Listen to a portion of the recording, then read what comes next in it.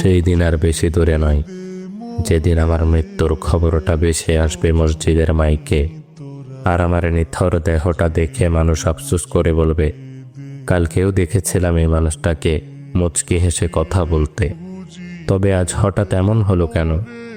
আহ, মানুষটা বড্ড ভালো ছিল।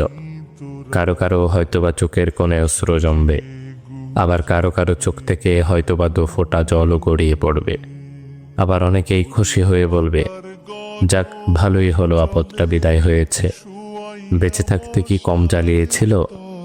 ব্যস্ততার কারণে আমার অনেক কাছের মানুষরাও হয়তোবা আমার জানাজায় উপস্থিত হতে পারবে না। আবার অনেক দূরের মানুষও শত ব্যস্ততার মাঝেও ছুটে আসবে আমাকে শেষবারের মতো বিদায় দিবে বলে। লুকিয়ে থাকবো আমি 3 টুকরো সাদা কাফনের আড়ালে। কেউ কেউ ছুটে আসবে আমাকে শেষবারের মতো একটুখানি দেখবে বলে। আবার কেউ কেউ আমার মৃত্যুর সংবাদ শুনে দোয়া পড়াটাও প্রয়োজন বোধ মনে করবে না।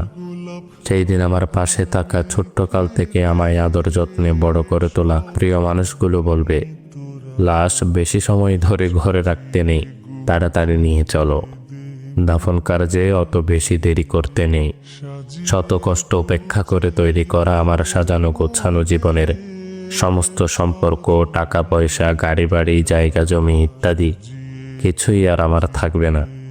এমনকি দিন কয়েক পর হয়তোবা আমার অস্তিত্বটুকুও হারিয়ে যাবে মরুর ধূলিকণার মতো।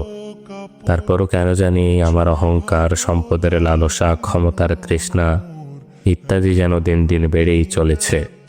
একদিন আমার মৃত্যু হবে, আর সব কিছুই ছেড়ে চলে যেতে হবে সেই অন্ধকার কবরে।